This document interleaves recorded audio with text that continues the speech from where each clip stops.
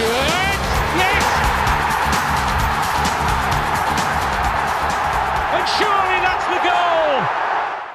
Good morning, good evening, hello to everybody, all you Sunderland fans out there, wherever you are listening around the world. Probably just Durham and Sunderland, really. You join us, after one loss, one draw, and one win in the last three games. We wanted to sort of have a little bit of a podcast where we just sit and settle and survey where Sunderland are now after the results. We're all here. We've got Mark, we've got Lee, we've got Ant, so we're going to jump into it all. Fellas, how are we? It's been a while, hasn't it? Been a while, been a lot of goings on. But yeah, I think it was a good choice to get these three games out of the way because we said at the end of the last podcast, we'll know after this batch of games where we're at. So it's interesting now we've come to the end, we can really delve into all three of them collectively. No, that's really good. I think that late equaliser against Leeds was spot on. It does feel like ages since we've all been together on the pod. So, get cracking. We need to not pretend that we've held back until the three games were done. We're just too lazy to try and all to get on really. It couldn't be asked, could we? Sunday night we thought, fuck it. Correct. I seen the What the Fault lads getting a little bit of stick actually about like they don't. This particular listener, he doesn't like the way they do this and the way they do that. What you're under no obligation to listen, and also they're under no obligation to appeal to your direct needs. Like most fans who do podcasts, we just do this for a bit of crack, for a bit of amusement, a hobby. Really, we're not professional body. We're not governed by anybody, so we'll just kind of do what we want. Yeah, and to that listener who's decided no longer to listen to What the Falk podcast, welcome to Sensible Sunderland. Good to have you on board. We're considerably worse, but we do make a lot of inappropriate jokes. Actually, that's what he was complaining about in the first place. So anyway. Body lad. Let's go all the way back to Watford 2, Sunderland 1. We'll quickly breeze over that in the derby game, then we'll get on to Leeds, and we'll get on to where we are now. So, what did we think of Watford, Sunderland? It was a weird game because first half it felt similar to Portsmouth, and I know we lost the game in the end, but Plymouth as well. It felt similar to that, where we didn't start well, but then as the kind of half wore on, we grew into it. I thought we were looking to be 1-0 down. Second half, there was only going to be one winner. And then we know what Dan Neil's done. It's been discussed lots already, but it was just daft, wasn't he? Just a rush of blood from him. He's seen the ball, just gone for it, and he's wiped the player out. Dan Neil's been getting a little bit of criticism even after the Derby and Leeds United game, so we'll talk about Dan Neil. As for Watford, Mark, I'm not even going to ask your opinion because you didn't see it, but what I will say is they put out a tweet after the game trying to sort of start a bit of rivalry with us because one lad in the Sunderland Till I Die documentary mentioned that like Sunderland are bigger than Watford, something along those lines, and they kind of jumped on that because they beat us, and they had Sissoko, the ex-mag, sort of dancing at the end of the game, and that like. I'm sorry, but a club that's only remotely relevant because they're a little bit near London and Elton John supports them. Like, you're not as big as Sunderland. That's just a fact. But they're trying to start something with us. And it reminds us of League One, like these obscure nothing clubs trying to sort of rub up against us for no good reason. He would always kind of twerk for Newcastle, wouldn't he? And obviously Watford did that with the horses or stuff. I think they like tagged NUFC in the tweet and stuff. But that tweet that you're on about the Netflix thing where the taxi driver said, "Oh, we're not Watford or Cambridge" or whatever he said. The fact he brought that back up, I was just like, that was like 6 years ago. Like why? Like they must have had that like saved, ready for like if we ever beat Sunderland, we'll bring this out, which is just like weird behaviour, isn't it? Really. Do you not think it's just a bit of banter? Like if that was us, but like say if that was our admin, we'd be all like jumping all over him. Yeah, fucking well done. It is, but I don't respond well. Yeah, we did not take the feet well. I don't like it. No one else is up to it. That's like called a hypocrite if you want, but a snivelly little nothing club like Watford, like even dare to lip up the Sunderland, I just think, who the fucking hell are you? I'm bored of the Watford talk now. So it was so long ago, a week. I'm bored of talking about them. What about Derby? I thought we looked pretty good, and I always think it's a sign of a very strong side when they don't play particularly well and still just kind of sweep people out of the way. Yeah, we didn't start great, but like we did also throughout the entire game, we didn't really have to get out of second gear. And it was an awkward one as well because everyone I think had their eye on that Leeds game. That was going to be a massive test, and I think people were playing not to get hurt. I think everyone was panicking that Trey Hume was going to get booked and miss the Leeds game. So it was a bit of an eggshell that game, but we just strolled through it really. No, really good performance. It was a good result as well. It's Derby, like sitting 12th at the minute, so they're a decent mid-table side. And as Anne said, we didn't get out of second gear really. So, yeah, like impressive performance. Impressive result. The performance wasn't amazing, but just did what we needed to do to get over the line. That brings us nicely onto Leeds. I digress in talking about Watford and Derby really, because what a night that was. It was, wasn't it? Like that's the sort of goal that I've seen Sunderland like that would be a Sunderland goal to concede, wouldn't it? So it was nice to actually be on the right end of a goal like that. Mm-hmm. Yeah, I think even last season the Dodds and Proctor were the ones who concede that. You know what I mean? I can't actually remember us like scoring a goal like that. Only the Darren Bent one with the beach ball. With the beach ball. But other than that, I never see us like getting a goal as lucky as that ever.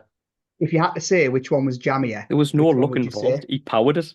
Oh, I think the luckier goal was definitely the Darren Bent one. I just think we scored against Leeds in the last second because their keeper's a fucking donkey.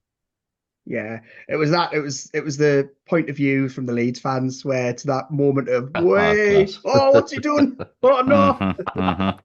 Mind, they are very salty in our Twitter mentions. I've got to say they are. Yeah. I mean, my favourite one I retweeted, but I quoted Paul. He says with his Leeds United profile picture, he says biggest game of Sunderland's season. They celebrate getting a point from a goalkeeper mistake after being outplayed for 90 minutes. No more than a couple of shots on goal. I expect an open-top bus parade down Sunderland High Street as part of the celebrations. Well, Paul, let me tell you, my friend, I will be out in the streets at the open-top bus parade with me Luke 09 put out and me red and white hula skirt. No, but I wasn't really like... I know everyone hates Leeds and that, or there's the perception that everyone hates Leeds. I wasn't really celebrating because it was them. I was just like, get in. We've not lost.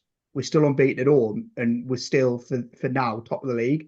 That's all it was for me. It was like Leeds didn't come into it as far as I was concerned. Like I don't know about yous. Going into the game, they didn't. Like I wasn't. Like I don't really think we have a massive rivalry with them, but after the way they went about the game, like they were time wasting pretty much all through the second half. The first goal was clearly offside, so it was nice. It was nice to get it, and obviously the supporters were giving us a load of shit. And I enjoyed that one in the end. Like it was, I was over the moon. We didn't get beat off them. Yeah, well, obviously when we scored early and we started singing "Leeds are falling apart" again, I was thinking, oh, it's a bit early to be singing that. But then. Obviously, when they equalised, and went ahead, they were obviously going to sing it back to us, weren't they? But even when they were singing it back to us, when it was 2-1 to them, I was thinking there's still a long time to go in this game, that might bite them on the arse and all. And like it did in the most spectacular way it possibly could have done. I honestly cannot think of another moment, like Mark says, other than the beach ball, but it was that I was like, right, I'm away, fuck this, I'm going. And then like as a Brown hit it and it was bubbling towards the keeper, I'd like kind of shut my eyes and turned away. So I was like, right, that's it. And then I heard the screams. I was like, I heard the away section go, oh my gum, a couple of lard and great. So we bloody equalised. Do you know what though? Like, yes, it's all down to the keeper. Like, I still can't fathom what's happened. I don't know how he's missed it, but I think Isidore won't get the credit he deserves for that goal, because I think if he doesn't run in as he does, I think the keeper's a lot more comfortable in taking that ball. Like, I just think him in the corner of his eye, it obviously must have made the keeper think shit, and it just that split second of like loss of concentration. I think that's what's done it. There was a little bit of talk on Twitter from the Leeds fans that this is so ridiculous. This is why I think Leeds fans are like mags. They'd said that it bounced off a sprinkler and gone beyond their keeper, and like this is a genuine like defense line from like a section of the Leeds fan base. They like because there's a photo of Meslier. Is he? Is that his name? Where he's Melier, sorry, where he's like bending over to pick something up, and it's just because one of the towny daft lads has threw something on the pitch afterwards. It's not a sprinkler. That's clearly a vape, isn't it? That's probably a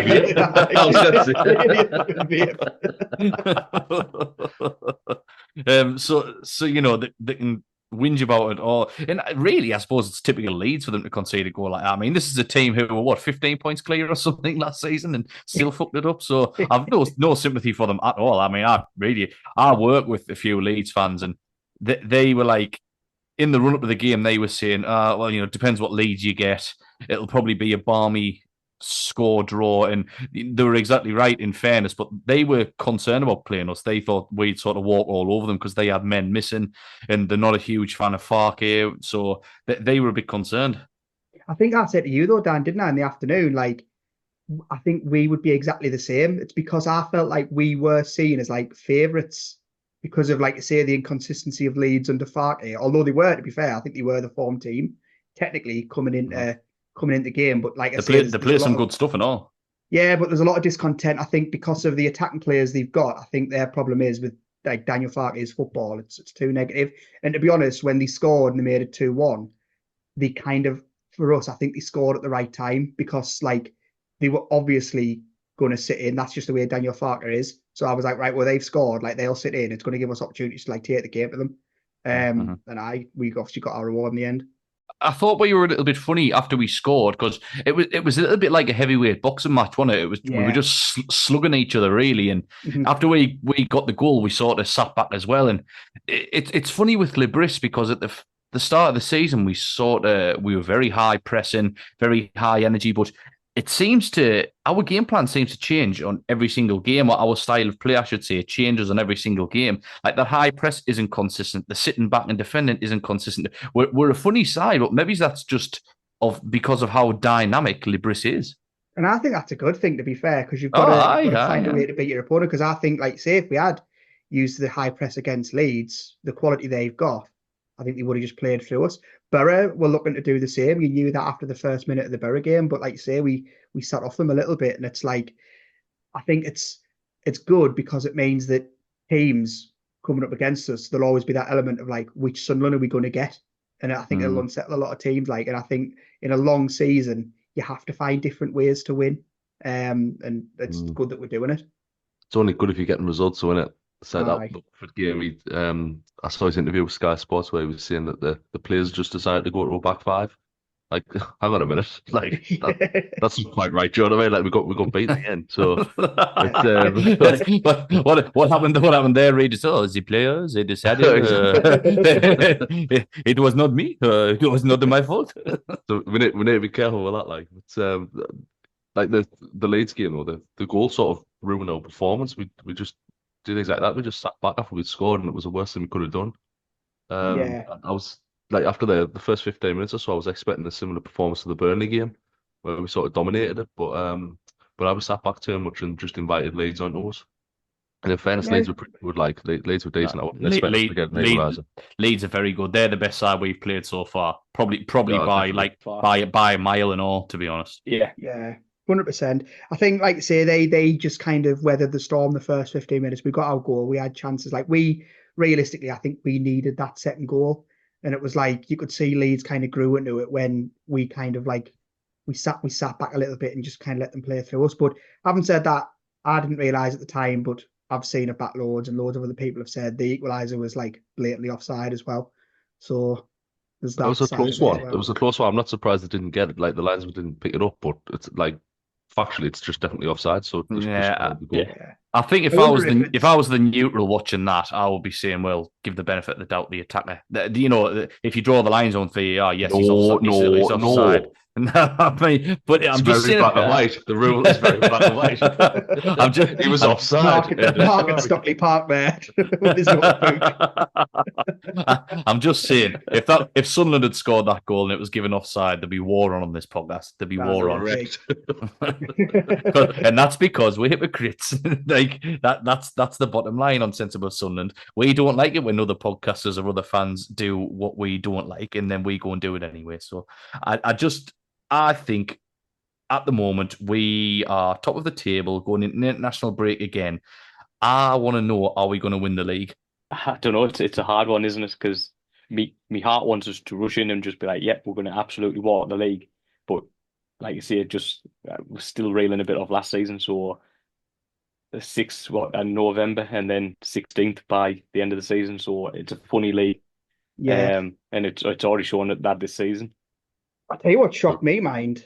The points total we had at this stage last season is a point less than we had now, which is mad. So why'd you have to go and say that? Well, no, it's just a big ground, isn't it? We're all saying about how fantastic this start is, but like it is. Don't get us wrong, but I think the only difference is we haven't had like a Leicester or an Ipswich who like flew out the blocks. Like I think Leicester were on like 27 points at the stage last season. Mm-hmm. So there's that side of it. So no, it just kind of does go with what Lee's saying there. Of like we started last season really well and we finished 16th. So we've got to take each game as it comes. Like it's far too early to sit here and say, we're going to win the league. But you said in one of the podcasts during the close season, Mark, you were like, when we were all saying like what you're expecting next season, like what's a decent kind of position for Sunderland. And I thought you were like quite overly optimistic when you said like we need to be in and around the automatics all season. And to be fair, like that's all we've done. So longer we stay there. Yeah. We do. We can't sort of slip into the trap of thinking like playoffs is good enough. It's not for Sunderland Football Club. It's not. Well, here's a quick. Like look at the attendances every week. Like we're a total outlier in this league. Like we should not be in this league. Yeah. Like let's not even get into the. Can I speak? Should be I could speak. How lot I was saying now, done you twat. All I was going to say was, if I offered it to you and you could take it right now, would you take the playoffs? Definitely not. No, season ends tomorrow and you go into the playoffs, you wouldn't take it? Nah, I want automatic. Oh, right, I'm going to bring this back up, Mark, and we finish like 19th. I'm going to bring this back up. Well, I was going to say, it's a really strong league. Like you've got Sheffield United, Burnley, Leeds really strong. You've got Norwich who are coming on. They're scoring loads of goals as well. So it is a really strong league. Like to be under no illusions. Yeah, but there's no reasons why we can't be fighting for the top two all year. I think with playoffs, it all depends on who's in it with you. Like, would you be confident going to Bramall Lane or Elland Road and like beating Leeds or Sheffield United over like 2 legs? So see, I don't fear them. I don't, like, I'm not saying that they haven't got immense quality in that, but I think on our day, we're the best team in that league, like, in my opinion. But that's the thing with the playoffs, isn't it? It's who goes in form. Look at Borough the last couple of seasons. I know they missed out last season, but the season before, they limped into it. And they got battered off Coventry, I think it was. So, like you say, you've got to hit that playoff stage in form so you can go into that little tournament and win it. If you don't, like you say, if you limp through into it, you're not gonna get anywhere. I mean, would you take it now, Lee, Anth? If I offered you the playoffs right now, would you take it? Nah, I wouldn't, me. Oh, I would, me. Like, I'd bite your fucking hands off. Where's your ambition? Because you're small-minded. Right. You're small-minded. Well, I'm a bigot because I want Sunderland to finish in the playoffs. There's no room for that type of talk on Sensible Sunderland. I just think, like, we have a young squad. We don't really know about the depth of it yet. We've got players who we've signed who haven't played yet. We get injuries. It's a long season. I think, it's all hypothetical. It's daft, really. But if you offered us it tomorrow, I would take it. Like Lee says, though, there's always a team that comes into it and, like, you don't expect. Yeah. Like, if you think League One, we kind of, what did we finish? 5th? Do you know what I mean? And we kind of scraped into it on the last day. Although we were still in, like, all right form. We had to win 13 games or something to do it. Yeah, And I think there was, I think it's leveled out a bit in the last few years, but I'm sure, like, the stat always was the most successful team in, like, the championship playoffs was always, like, the team had finished 6th. They always seemed to go up because it was, like you say, that momentum. They had that and it carried them through. So It's a weird one. It's too early to say. It's too early to say. One thing I will say, though, for us to be consistent up that top end of the table, we have to turn some of these losses that we've seen into draws. and we were lucky last night, but like the Watford one, we should have been picking up a point there. The Plymouth one, we should have been picking up a point there. It's another point onto the board. You know what I mean? I Like, agree. we I can't think That's just exactly keep. right. Like, exactly right. Like it really irritates me. Like when we throw points away, like that really boils me piss. Because like you look at the end of the season, how many times it's like down to 1 point or 2 points. You kind of throw them away at any point of the season. Like everyone gets obsessed about like the business end being really good. No, pick your points up early in the season, all the way through. Do not throw points away. Give them like nothing away at all. So I tell you what would be funny if we finished second by a point over Leeds, who finished in third, and it was that point. It was that point on Friday night that did it. I'd have a banner at Wembley of like their keeper smiling with Libris. Mind you, that was bad. That was naughty. That I thought. Oh, hi. Honestly, it wasn't. It If that wasn't was as like. Pato, I'd be fuming, mate. I think that was just him being like quite awkward. He didn't know how to react. Like I saw the photos on Twitter before I saw the actual footage, and I was like, "Oh, that is naughty." But then when I saw the footage, I was like, "Well, he only smiles for like a second," and I think it's more of like an awkward smile because he was like a youth player under Lebris, wasn't he? I think that's why they were like talking to each other. Yeah. I smile about in his life. All right, Keno. I think no, I get what you're saying, but if that was me, I'd be just thinking, get down that tunnel and hold a straight, face, like headbutt the wall in the dressing room. That's what I'll be doing. Not like I wouldn't be showing any weakness or any sign of embarrassment. But actually, I don't think he handled himself very well because even when he conceded the goal, he was like pointing at the turf and shaking his head and blah blah blah. And really, you just need to be stoic about it. Really, just pretend it hasn't happened and get away home. Right. Yeah, that's true. Like, did you see that? Is it that Stroik? What do you mean? It looks like Muscatel. I don't know how you pronounce his second name, but it's Strojic. There you go. So he was saying that apparently there was a massive divot in the box. That's why it's hit that and gone in. I was like, you're full of shit. Any excuse? Definitely excuse though, isn't it? I suppose. I mean, what I think what actually happened was there was loads of spin on the ball because if you look at the way Brown sort of lumped it, it was like an awkward kick and the ball was spinning quite fast. And, to be fair, their keeper, he's been in the line for it perfectly. And then he must have took his eye off of it just for a second and the ball spun like ever so slightly off and obviously caught him out. I mean, hilarious, absolutely over the moon for him. But if that was Patterson, he'd be gutted, wouldn't you? Was ironic, to be fair, because like to be fair to him, he actually caught quite a lot throughout that game, like a lot of corners and stuff. He actually second half collected quite comfortably. It's a time wasting shit house, like. Right, but we would have done that. Yeah, if they'd have won the game, you'd have gone, "Oh, well done, good game management." What did I say earlier about being hypocrites? I don't like it when other teams time waste when we're chasing a game. All right, it's fine for us to do it, not them. Yeah. It's all right for Sunderland. Not the spirit of the game, is it? Really? No, it's not. It's just not cricket. What do you think of the celebrations? Well, I texted in the group, didn't I? When when I got over the match and I'd watched the bat, obviously the breeze jumping about all over. And I texted in the group saying, "Oh, we're getting under his skin here. Like he's getting the bug for it." And it's I was over the moon to see Labrie celebrating, but obviously the lads just went mad, didn't they, in the corner?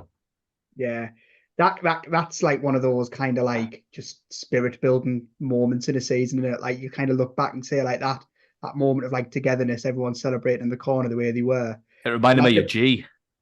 Yeah. When G scored against City, that's what it reminded me of. Yeah, aye. The only thing that bugged me, and I don't want to get on it because I feel like it's a very contentious like point that you always see on some on Twitter, but it does actually bug me a little bit, like how many empty seats there were towards the end because it was a cracking crowd. It was a cracking crowd, and like, but that's what that's going to be the clip that's going to be shown on like the TV and everything. So I think it just invites criticism. Like people who only see that clip, they're like, "Oh, look at the empty seats at Sunderland." But again, there was like 42,000 there. Like, well, so I was going to mention this, and having watched the highlights of sort of Sky quite criticised us quite heavily for leaving on like the 82nd minute, and I'm fully supportive of the argument that it's your ticket, you can do what you want with it, and that's fine. I've left early plenty of times, but you have to also be resolute and say, it looks shit. It looks really poor. And the players will pick up on that and think, fucking hell, look, these are away already. Like, bloody hell, there's 10 minutes to go. And it you do what you want. It's your money. I do. But it doesn't look great. Like, no, it is your choice. You've paid your money. But like say, I think it sends the wrong message to the players. Like, what I always think back to was like, I know like habits have changed and like the like dynamic of like football fans has probably changed in the last 15 years. But like you think back to the Keno days, all the late goals we got in the Keno days, and like everyone used to stay behind because there was always that like belief of like we might nick something here. Do you know what I mean? And it, like some of those moments, you think back to how class they were. Like I just think of how good the celebrations were on Friday. Imagine if the ground had been like still full. Imagine how much better it would have been, man. You're right. You're definitely right. Like, I agree with you as well, though. That like obviously people can do whatever they want. They pay the money for the ticket, and I've left loads of games early. Even like the playoff final, I think it was when did we score? Like last minute? No, it was Pompey and the Pompey. It was the paint trophy, wasn't it? We did that sprint back up the stairs, didn't we? Because then we lost on penalties. Absolute rats. We deserve that actually because all the stewards are going, no, you can't go back in here. Because I remember my dad got particularly abusive, and he said, like, you'll have our job stopping us, and we all just kind of bowl past these fellas in the high vises and that. But we sort of deserved that. It was a good lesson actually because it's like we left and we shouldn't have because we did get the penalty. And I remember because I was right sort of in line with Cattermole stepping up and I was like, oh, he's missing this. I just know it. I know it. Luke. Not Luke. Luke. But the Leeds game, I was just surprised actually because it was earlier than like.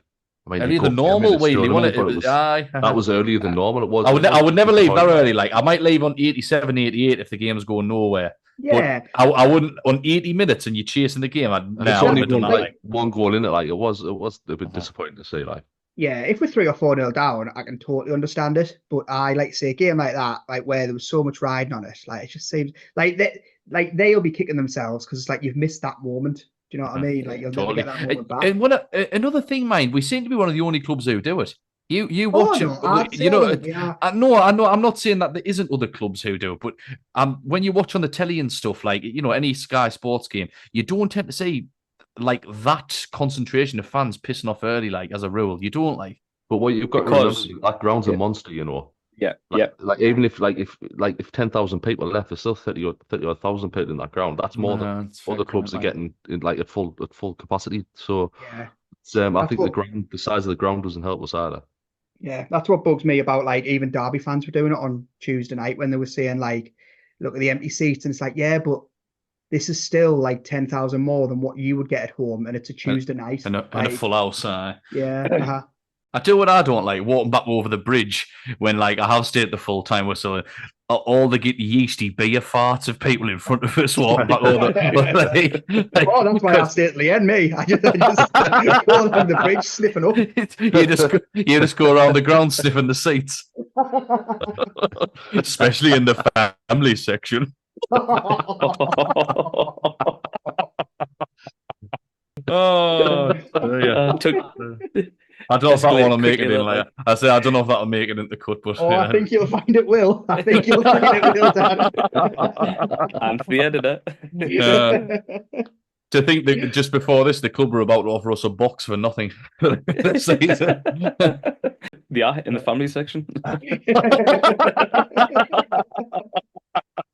And just dragging himself across the seats like a slug, just sniffing up. He's asking someone to hold his legs up as he goes along. Oh dear. Hey. How much do you love Luke 09? Yeah. I'll tell you what, I think him and Chris Mefferman 09's the centre half pairmanship for me. Like, yeah, 09 won everything. Like he really did. He was excellent. He was excellent. He's really like, and he's 29, but he's really coming on. He's like he's a player there, isn't he? No, there is. Honestly, he's absolutely class at centre half. Like it's taken 10 years to find his position, but he is a centre half. Like wait for another 2 weeks time when Hume's been suspended and playing him right back. Nah. What did you think, Germany, of the performances? If we go through the team. Patterson couldn't really do much with anything, could he? You go first, Dan.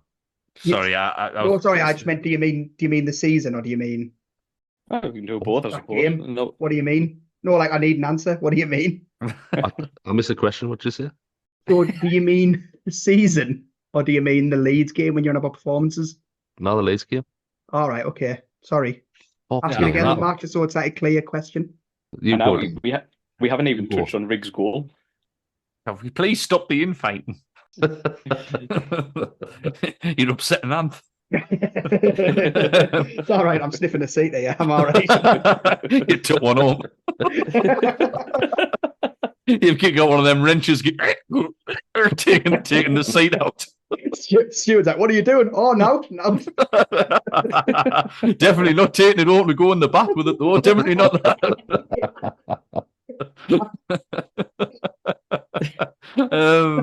Oh, fucking hell. Right. I thought Patterson was excellent. Meffam in 09. Except what I'll say about Meffam is he's got a nasty streak, mind. I was watching the highlights and he doesn't have getting people's faces, including the referees. He's a nasty piece of work. I like it. Yeah. When he goes into a tackle as well, he could hurt somebody, you know what I mean? Nah, I like it. Yeah. I've noticed he just pushes people. Like, when he's Exactly, running yeah. past them, he just gives them a little push. I like that, like. He's when we were defending corners and stuff, like the camera was zooming in on him and that, and like he's like actively very, very aggressive. And I think we kind of missed that a bit because I think Ballard's got that to a degree, but he's not quite the same quality, I don't think, at the moment, for me anyway. In 09's like he's a shithouse. We know what we're getting, and that's what you want from your centre halves for me. They complement each other very well, like. I think as well with Metham being obviously on the form that he's on, it gives Ballard a lot of time to just recover and get back to 100% instead of rushing him back in and need it and replay him. At the moment, I don't think Ballard gets in the side, to be honest. Like let's say he was fully fit and he could play again in a couple of weeks. I wouldn't be dropping Meffam or O'Neill to facilitate Ballard, like, personally. But it's a long season. There's going to be suspensions. There's going to be injuries. So I agree. I'm just saying at this moment in time, I don't think he's in the strongest starting 11. Well, you don't change a win. Wait, I know it's not a winning squad per se, but 4 points out the last 2 games. You don't change that. Definitely not. Tri-Hume concerns us a little bit more than he did last season. Am I fair to say that? Don't think he's hit top gear. That's like a given, I would say. But I don't think he's particularly done. He's missed a lot of tackles, but I wouldn't say he's had like a poor performance per se. I think you almost get it's not say per se. one of the South I was thinking that, like, who isn't on South Park who says per se it's again? It's one of the goth kids, isn't it? Life is pain. Edgar Allan Charters over there. No, I think with Hume, right? Like on Friday night, there was a few loose balls, a few loose tackles, just a little bit sloppy. Like, I don't know what it is. He seems to have, like, I think gone back's probably a little bit strong, but he's not quite at the performances he was giving us last season. Nah, we're just getting 6 out of 10s. 6 out of 10s, I think, Army with Hume at the moment. He's never been like particularly great going forward, but defensively he's always been like absolutely solid. I just think he's out of position a little bit. It's just not quite going for him at the moment. I think teams know he's always going to dive in as well. Like, obviously we love his like tough tackling kind of nature, but I think teams expect that of him now. And like the better teams, like Leeds did on Friday, they just know how to cope with it. Do you think as well his position, he looks about 10, 15 yards further up the pitch as well? And I think that's obviously causing him issues because he's got to get that bit further back to make those kind of tackles. Yeah, he's not the quickest, is he? Nah, I just think he's got to adapt, and Tri-Hume's more than earned like the time to get used to like playing slightly different under Libris, and that's fine. He's never made like a blunder so huge that it's cost us particularly. So I like him. I just want to say a bit more from him, just a bit more composure. But again, he's a kid, and he's a kid. Yeah. I think another thing is you've got to think he's played every game this season for a club and country, I believe. Like he's not really had any respite. Yeah, that's true as well. Like we always talk about how we need to rest them because they're so young as well and like manage them better. But we never really seem to say it about him in the same way we do about others, which is a good point, really. Mm-hmm. Well, Dennis Serkin. Brilliant. Just best left back in the league. No doubt about it. Tell you what I'll say about Dennis Serkin. He's fucking gorgeous, isn't he? Tell you what, he's good looking, isn't he? I think tell you what, he's good looking. if he wore a skirt, I'd shag him. It's the hair in it. He's pretty beautiful. He's beautiful. Not a bad footballer either, young Dennis. I mean, I quite like the fact that he's called Dennis for a start. I didn't know many. I didn't know how many 21-year-olds called Dennis. I like it. Just moving into the midfield, there's been quite particularly during the game, the commentary on sort of Dan Neil from those around us and on Twitter, etc., was particularly harsh, and I don't think he was great. And then looking at Twitter after the match, like a lot of people didn't think he was great. I don't think Patience is starting to run out, but I kind of feel like giving him the captaincy wasn't the greatest move at the moment. Like Luke O'Nien should be captain for me. I don't know if it's weighing on Dan Neil a bit. I'm not too sure, but something's off with him. So yeah, I felt he was fine on Friday. I thought it was worse than him. Yeah. I don't think he was. Like, see, we expect like so much more from him, and he's never shown that this season. But I think I said in my earlier podcast though, like it's just the players around him are better than they were, so we're not noticing him. He's like our Michael Carrick. He does all the stuff that you don't really notice. But I mean, like I say, I don't think he was the worst. I felt like he didn't have a bad game, but I felt it was probably Riggs' worst game for us. It wasn't a bad game, but I just think like the Leeds lads knew how to handle him really for the most part. I think he like drifted out the game like after I agree with that. He did setting off. He might as well never been on the pitch. But just going back to Dan Neil, I thought it was really poor, and I've been I'm a big supporter of Dan Neil. I've tried to like defend him all season. But he gave the ball away loads, and I think he's really exposed because he is that sort of number one holding midfielder now, and I don't quite think I'm not really sure if that's his best position, to be honest, or that's the best role for him. But obviously we kind of give him a more marauding role because we've got Joe, we've got Riggy doing that. So I did think it was poor, but I don't know if it is the captaincy, but for me, O'Nien should definitely be the captain. Like, it'd be interesting to see this Samed when he comes in. Because I generally think he'll move Neil further up, and he might give Rigg a bit of a rest because I don't think anybody expected Rigg to have this much game time. So I think it'll be like Dan, Job, Rigg, and Brown fighting for those two spots ahead of Samed. To be honest with you. And it's a nice problem for Libris to have, isn't it? Like, because let's say Dan Neil's performances drop off and he's out the side. Like, I know he's a captain; it's not going to happen, but you've got a more than adequate replacement in Alan Brown. Like, yeah, well, Job's played that holding midfielder rather than Brown, hasn't he? So, and I thought Job did a better job than Dan Neil there as well. Job's fucking class, and I'm more than happy to eat me words. He's fucking class. Like, he's so good. He's so much stronger on the ball this season. Like, he's clearly worked on that. That's clearly what he's gone away and worked on. He's like he's having fucking horse testosterone before the game or something, and he like it's like a fucking Grand National whenever we're marauding about. Like, he's you know, we'll get on to Rigg after Bellingham, I suppose, but I just again he got a daft boot in the beginning of the second half. Fair enough, you know, he's young, he's aggressive. That's going to happen, but he's got a maturity beyond his years, and it's scary. Like, yeah, it's insane. He's a beast. Like, he's 6'3", and he's turned into an absolute beast of a midfielder. Like, he's class. I think it's the way he can pull away. All of a sudden, like, they think they've got him surrounded, and he's gone. He's good with his feet for like for a big lad. He's got like a low center of gravity. You remember the way Steve Malbronk just used to go in tight little squares. Like Bellingham can do that, but he's 6'3" and considerably heavier. Like he's some boy. Like going back to what Anne said on Chris Rigg, I think yes, it probably was his worst game for us, but I think to call it his worst game is harsh. He was just not as good as what he had been. He was still decent, you know what I mean? Got the goal, etc. He was in the right position to nick it, all the rest of it. But I think probably the occasion got the better of Chris Rigg for me. Big game under the lights on the telly. I mean, he's 17-year-old, you know what I mean? All his mates at sixth form will be watching, you know what I mean? Like I just think it was a bit of an off game for him, not concerned at all. In Rigg's defence, Leeds like dominated possession for that game, and you know they were constantly pretty much on the ball, attacking whatever you want. So Rigg was kind of taken out of the game just through that. Yeah, all the midfielders like Joe, Neil, and Rig all got booked anyway, didn't they? So I think that was a big factor in it as well. Like obviously, none of them could really go rushing in.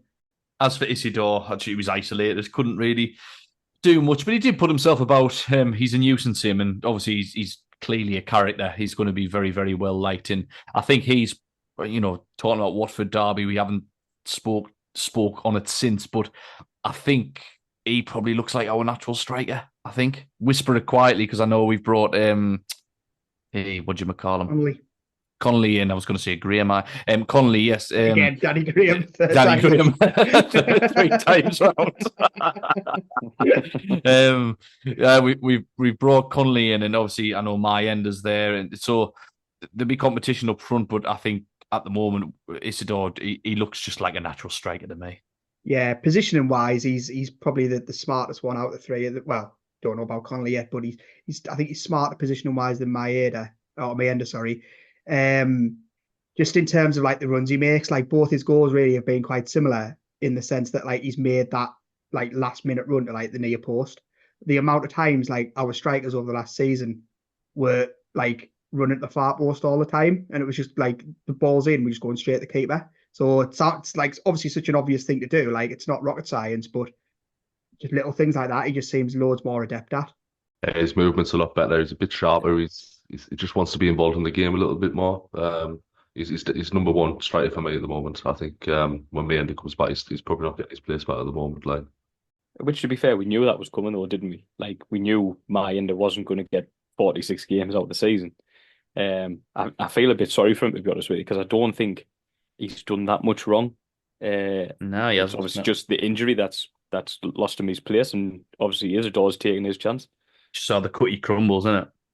Yeah, I have seen a few people kind of say that Maenda was better suited to the press. Like we're obviously saying that seems to have like gone down in the last couple of games, and like people do. Like I didn't really notice myself, to be honest with you, but people have said that's maybe down to Maenda. Maenda was probably better suited to the pressing game, but like you said, Isidore, 3 games, 2 goals, like it's his shirt to lose.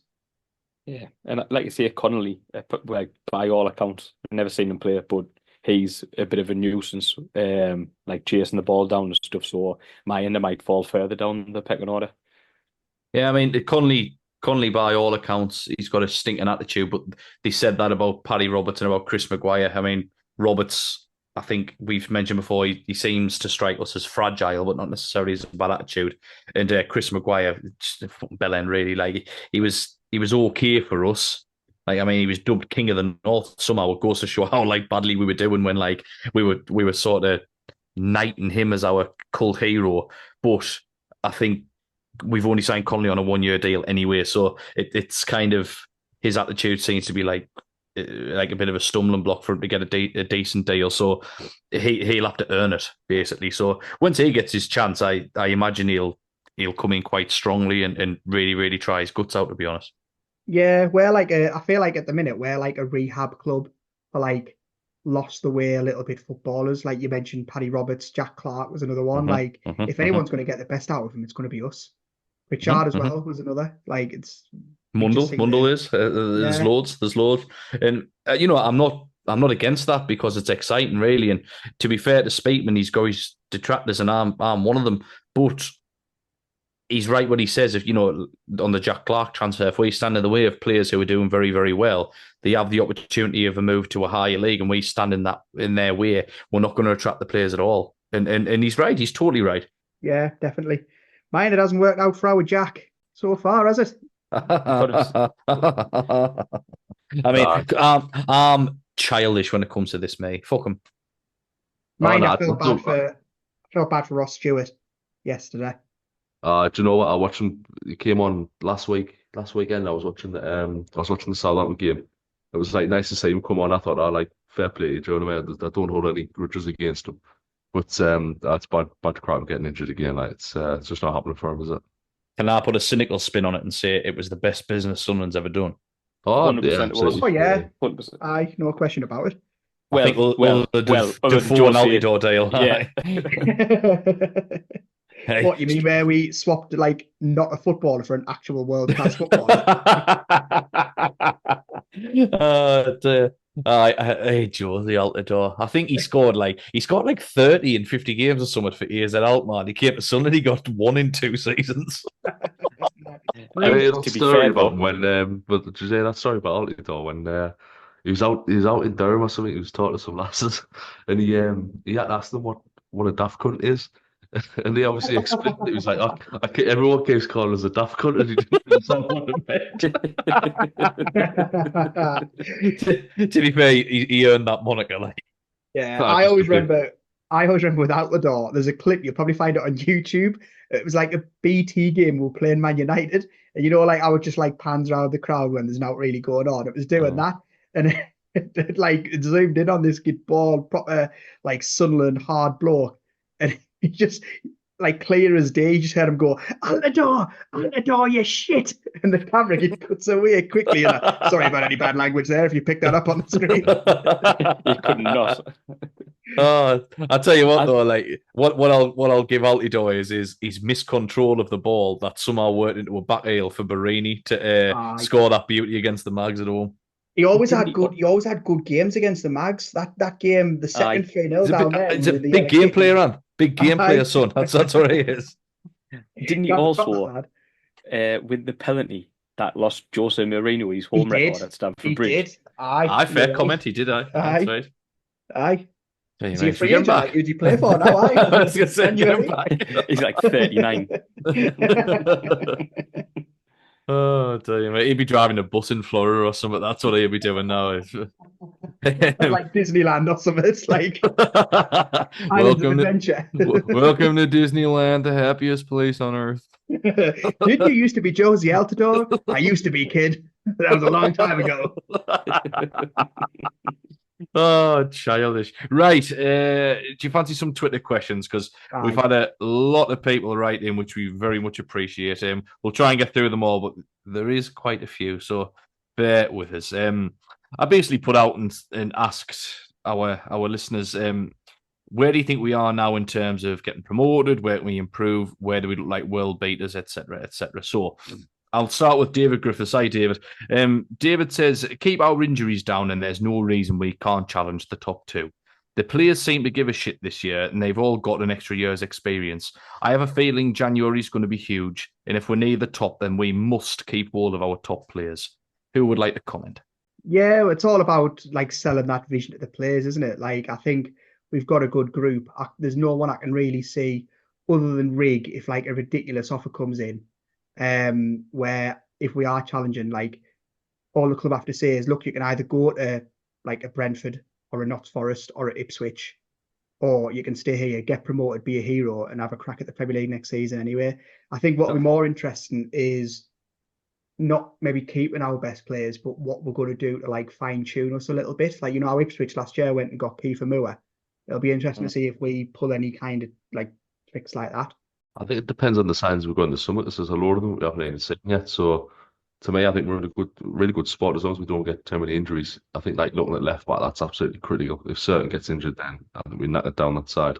And also, I think come January, if we've sort of got top teams sniffing around our players and stuff, I think some of them might look at how Jack Clark's getting on at Ipswich and think, do I sort of put all my eggs in one basket and go to that Brentford, Brighton or whatever? Oh, it hasn't worked out for Clark. Yeah, he went to Ipswich. I might be better off at Sunderland. There'll be that argument as well, like. Yeah, I know it's all paper talk as well, like so far, but I've seen a few reports today about like a number of championship clubs interested in Jordan Henderson. Would you have him in January? Nah, fuck them solely soul. Oh, no, 1,000,000%. Get him in. It could be the difference of going like playoffs and automatic promotion. Yeah, definitely get him in. It's one of those. I know it's Jordan Henderson.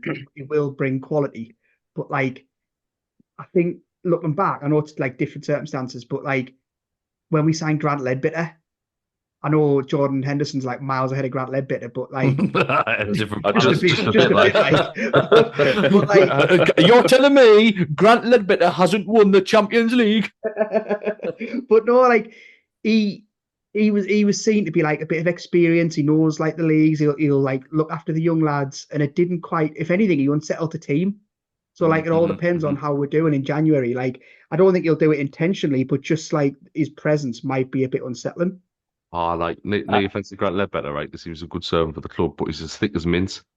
Henderson's on a different planet. Like Henderson's a Champions League winning, Premier League winning captain. He's an intelligent lad. Like, get me in the door. Weren't you talking to Ledbetter in Durham before? And he was like slagging off the club and that. He was. I mean, this was a couple of years ago, like, but he was like because I was trying to like say that I was supportive of the model, because I think at the time, like the Dortmund model had been mentioned, and I was like, do you know what, absolutely bang on. That's exactly what we need to be. But I think he was a little bit put out, because I don't think the club kept him on as a coach, and I think it was a Borough at the time. He's still there, isn't he? So, again, I like Grant Ledbetter, but like him and Henderson are just like night and day different, aren't they? I think it's Henderson's mentality in it. Like you just cannot teach that to anybody. So getting him in to like coach the young lads and that, it's just going to be different class. But I don't think we'll do it either. I don't think that transfer happens.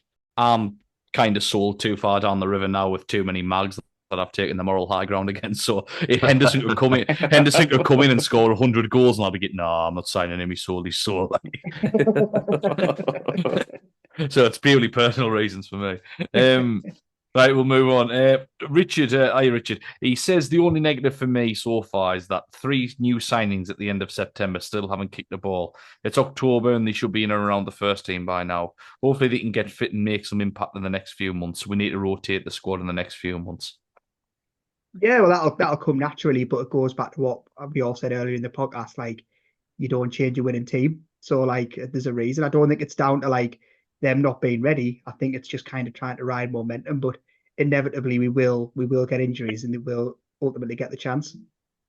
Yeah, do you know what's killing us? That losing in the cup, because it'd have been playing against by now. A lot of those players they were sitting on the bench, but obviously we didn't really go for it in the cup, and we're out of that now. Obviously, those lads are suffering for that. It's not just that as well. I think Samed didn't play a game all pre-season, so he's been playing catch up, and we signed him on August 31st or whatever it was. That Abdullahi, the striker, got injured pretty much straight away, so he's out for 12 weeks after an operation.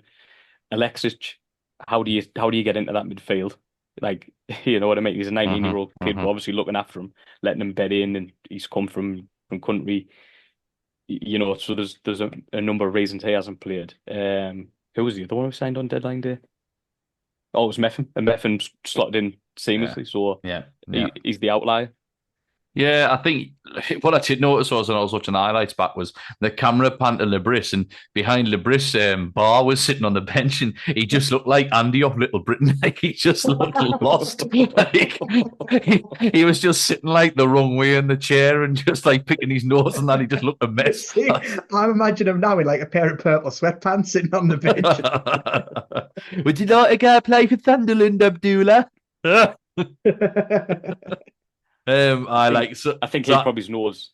Sorry, go on, Dan. No, I was just going to say exactly what you did there, Lee. He knows his times. Like, he's not going to be playing for Sunderland anytime soon. No, it just happened to be here, and he. Exactly. He's a picking up a wage, isn't he? Nah, I suppose that's what we talk about in terms of we are going to have to rotate the squad, but I don't think there really comes a moment unless it's disaster has befallen us where Bar gets in the like the starting 11 ever. Let's be honest, he's only on the bench because Pivetta got injured. Yeah, there was a space. You know what I mean? That's the only he was there by default. That was comical mind. Pivetta coming on, and then I just saw him. I was like, is he sitting down? And then I just saw the board go up. I was like, oh no. It's a funny one, isn't it? Because Chef Wed fans liked him, but they said he's injury prone. And I think the club are rightly criticised on Twitter that we've given him a 4-year deal.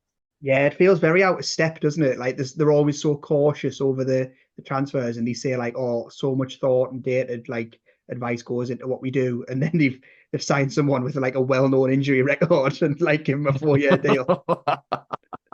To be fair, I think it'll probably be heavily stacked in the club's favour, whether it's a pay-as-you-play kind of deal or whatever. Like, they're no mugs. And like it's the same with this Connolly deal. There's a reason they've only given him a year. it'll be heavily stacked in Sunderland's favour, so they can just tear it up if it's not working. So Yeah, I've I got thought he looked all no right, issue. mind.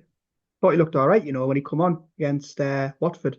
His I, like cameo. I do think there's a player there. No, But right, isn't it? Right. He was a bit of a cult hero, Chef Wade. He's not hopeless by any means. He's just injury prone, that's all.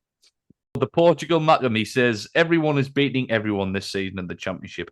So many sides losing points, and that will continue. Just keep our nerve, concentrate on us, and I believe we have a chance, especially when we haven't fully clicked yet with performances and the new guys available. That's a really good point, to be honest. I think, the Championship, because it's such a busy league, it's like a bloody ants colony and everything climbing over the top of one another, and just Sunderland focusing on Sunderland. And there is a sniff, actually. Like, playoffs has got to be a minimum. It's absolutely got to be. But could we go for automatics? Oh, bloody hell. I'd like to think so. And I think they're capable, because, like I said earlier, I think on our day we beat anybody in that league easy. Yeah, well, like I said earlier, there's no Leicester, there's no Ipswich, like they were running away with it last season. So it is 100% like that top spot, like first and second, that's going to change hands. Like if we hadn't got that goal, I know it's ifs and buts, but if we hadn't got that goal on Friday night and Sheffield United won, obviously I know Burnley didn't win, but if you had, like, we could have dropped down, I think, to sixth. And there will be weeks where we go from like first to sixth, and there'll be months where we maybe lose two on the bounce. But I think it's important that, like, because we are such a reactive fan base, like, we don't lose our heads as a fan base and like kill the momentum a little bit. Like, we need to understand that it's going to change like umpteen times, and like you say, it's all about keeping your nerve. Exactly right, and we just need to not throw straight points away. But the reality is that there's going to be games where, well, maybe we lose or go on a bit of a bad run, but we need to obviously not get carried away, whether we're winning or losing, and just take every game that comes, really, don't we? Like, even the 105-point season where like we absolutely just walked the league. I can't remember what month it was off the top of my head. I think it was like January or February, where we were still like 9 points clear, but we lost. I think we lost two on the bounce and drew one, and everyone was like, "Oh, here you go!" Like, the wheels are coming off, and like that's, I think, what we need to avoid. Like, everyone just keep the heads and just like take it game by game. like I say, I think if you look at our next fixtures, they look a hell of a lot more favourable than the last four since the last break, kind of thing. I agree, but I thought that about Plymouth. Like, when Ant done the episode where we were in no uncertain terms, we're going to beat Plymouth and we got beat.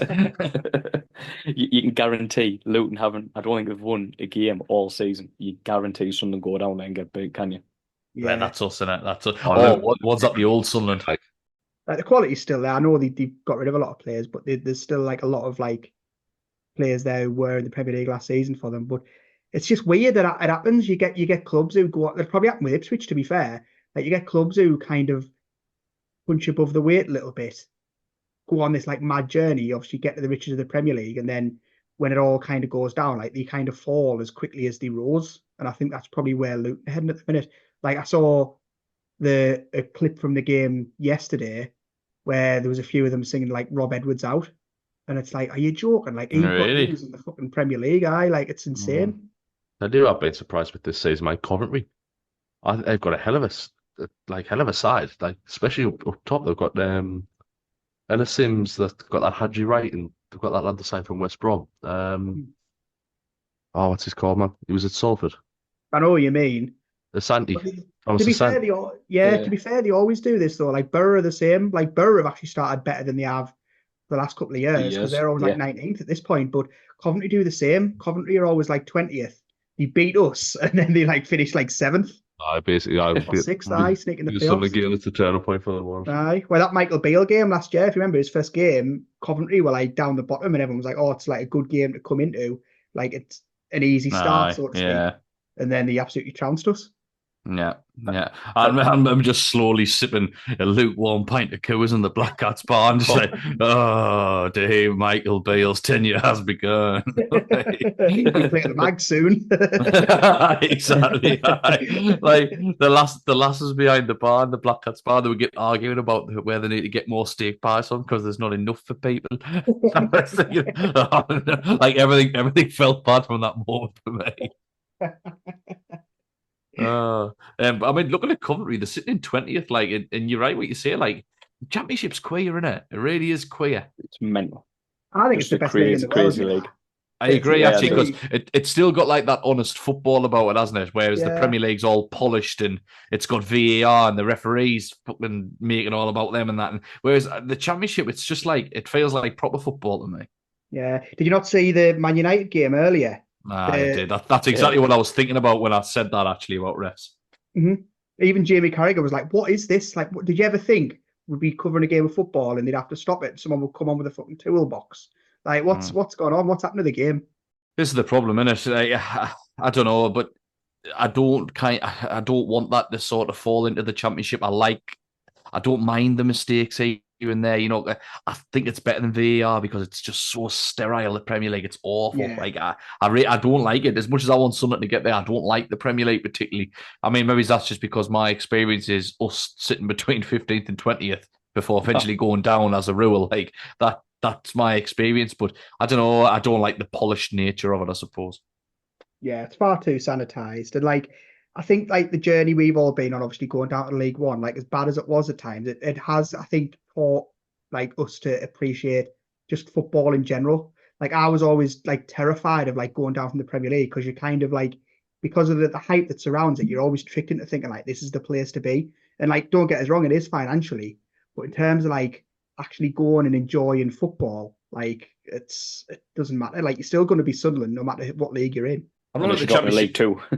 Aye, that's what I pack in like. I'm just looking at the table now. You know, even Oxford United sitting in 10th. Like that's a team you know, you'd have showed. Tell me about Oxford United 10 years ago that they'd be 10th in the Championship. I thought give over. You know, but that I suppose that's the beauty of English football. Like you know, teams can go on these mad runs and get all the way up there. And you know, I exclude the likes of Wrexham and Salford in that way. You just become millionaires' playthings. I'd hate that. And for as much as the mags and money bags and all that, like, do you really just want to be a key ring for a state just for a few extra quid? No, I don't. I want my club to be my club. With Sunderland at the minute, it feels like there's an identity around it. You know, we develop young players, we sell them on, we have a backup or the next person step in ready made. It's just nice to see that. Like Mark said earlier on, everybody knows the Dortmund model. They do exactly the same thing, but on a much larger scale. So yeah, it's just nice to have that kind of authenticity about the club. Before we move on, it's only because it's just popped up on my WhatsApp. Quiz question: which side has won the Championship the most times? West Brom. Negative. Are you going from like when it became the Championship, or are we talking like Division 1? I have no idea. It just says the Championship. I'd say Burnley. Negative. Lee, Southampton? Negative. It's Leicester City. Wow, Have they? wouldn't have I wouldn't have 8 put that. times. 8 times. Yeah, definitely beyond the Championship then. It's got to be on it. It's got to be. Yeah, because they only really right. did it that when they had Jamie Vardy, and that's the only time they really got up on it before last season. I suppose so. Right, we'll get back to some Twitter questions before we sign off because we've been going quite a while, actually. Scott Harrison says, if I'm totally honest, I think the first 4 games we walked the league. The next 5 will finish top 10. Our performances have dropped. We're sitting in a low block and we're no longer in an aggressive press like the first 4 games. And Regis Lebris waits far too long to make subs. I think this will bite us in the arse later on. I think that's probably a fair comment, like in terms of the way we started, because that press was like, it was a biting press, you know what I mean? Like we were punishing teams early on. And for me personally, I do agree that the performances have ebbed ever so slightly. Still good enough to say you're sitting at the top of the table, so you can't really argue, but not quite as clinical or deadly, I guess. I just think we've had to be kind of more tactful in when we do press. Like, I think the teams, I know we played Burnley in those first 4 games, but like the teams that we played collectively in the last 5 games, I think have been of like a better standard than like we had at the start of the season. And we've had to just learn to rein the press in a little bit because we just then become predictable to play against. Teams will, like the better teams will be able to play through that press. Like I said earlier, like look at Leeds and look at Borough. If we'd done what we'd done against Sheff Wed, against Borough or Leeds, we'd have been beaten by 3 or 4, I think. So we all want us to like blitz teams and win games 3 now, but we're still finding ways to win. Like, we're still top of the league. Like, it is I what it think is. I think we need to give some credit to the opposition. I think Wayne Rooney said it Yeah. right. He was like, we're a team you can get at, and I think the reality is people have learned quite quickly how we play off those first 4 games when we just blitz teams, and obviously people have sort of clicked onto that. They're getting at us a little bit more, so we've had to find a different way to win. And in fairness, we generally were doing that, and I've got no complaints with where we are at the moment. But we all know it's going to be a long season, and there's going to be loads of up and downs. So just see how it goes. I think I, we've had a I, lot of change in the first 11 as well, haven't we? Like I say, we lost Ballard, we lost Alessi. Pavard has been in and out of the team. Dan Neil got sent off. Like Brown's been out injured. It goes on and on. You know what I mean? Clark we had for the first 2 games. Yeah, 2 So international breaks as well. yeah, there's been a lot of change. So it's just it maybe hasn't quite clicked after them first 4 games, but it will. I'm quite confident of that. And you can see it in the performances from the team. Like I think Rig, or other than the Leeds game, looks better and better every game. Job is just gone strength to strength. So yeah, I'm not overly concerned that because we're always going to lose games.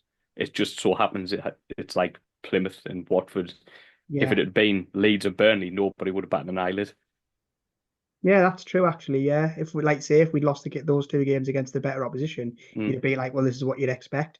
But like I said earlier, we're losing. We haven't lost those games that we have lost. We haven't lost them because the opposition have been better than us, and they've taught us a lesson.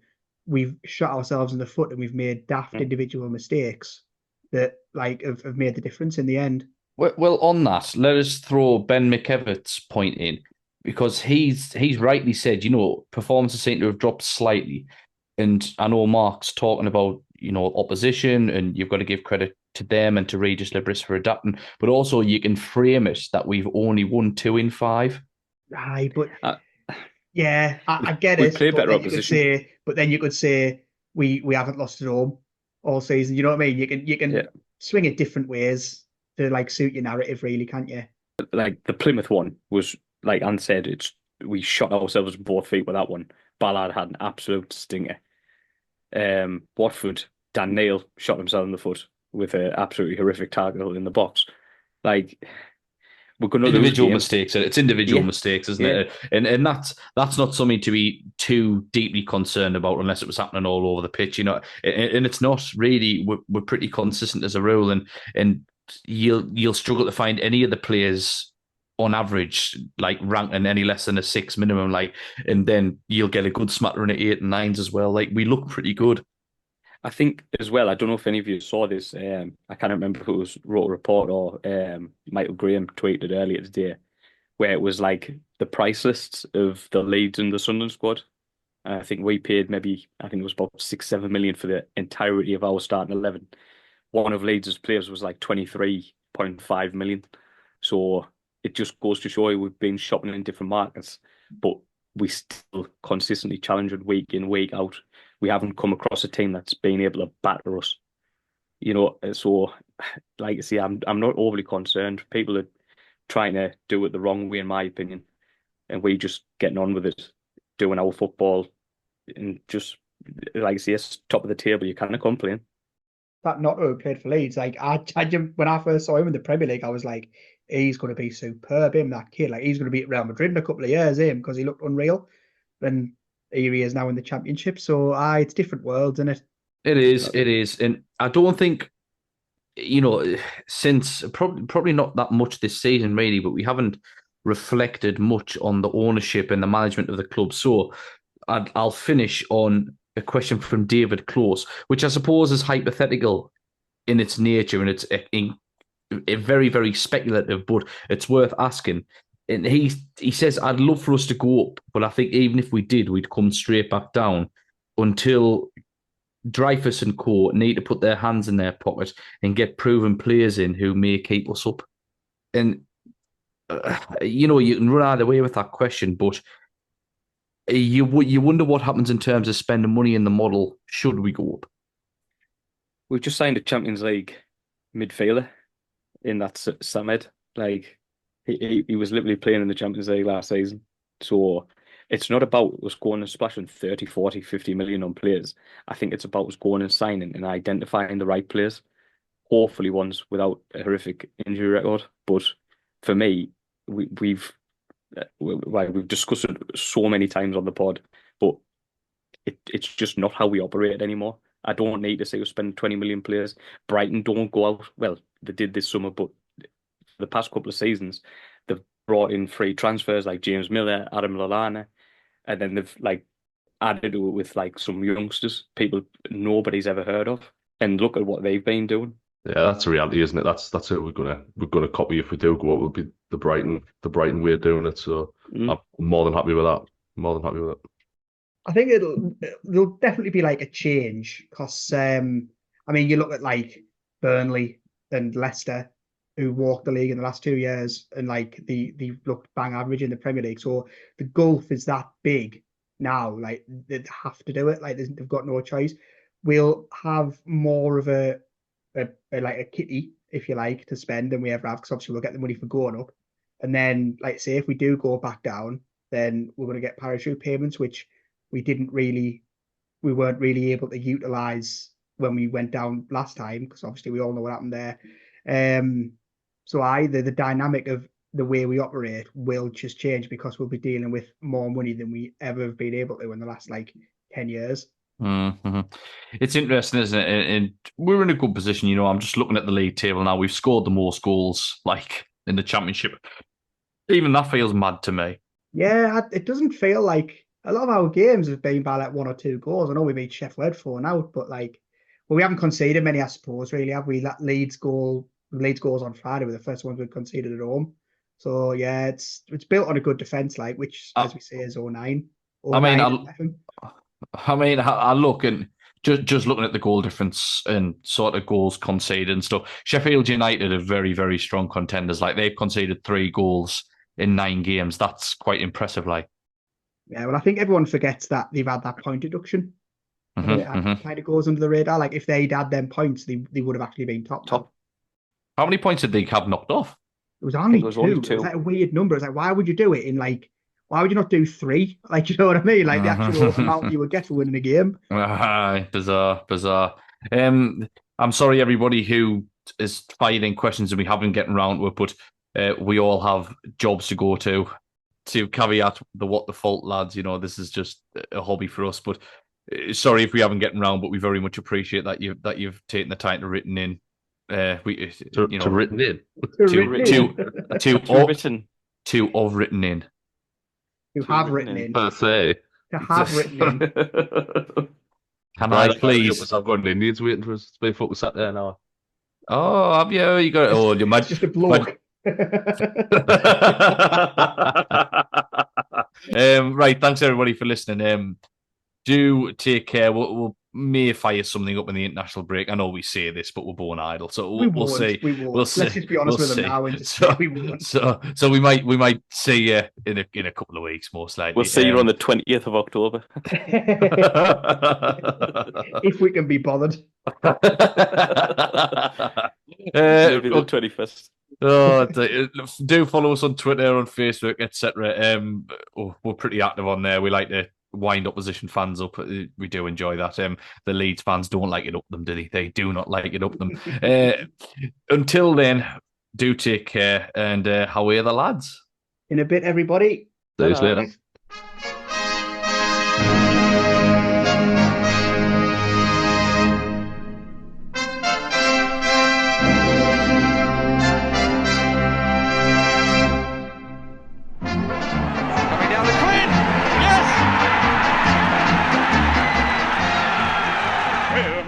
I don't know where my head lies. It's all alone. Nice goal! Sensation! When we'll be there, I don't know. When we'll get there, I ain't certain. All always I am on my way. I'm a dream boy, come home. Hitch a wagon, come home. Where I'm going, I don't know. When we'll be there, I ain't certain. What will I get? I ain't the quick to say. Hey, but who gives a damn where on our way? Deep one again. Watson is right in there. So to it. And Porterfield! Oh, Holyfield has scored, and Sunderland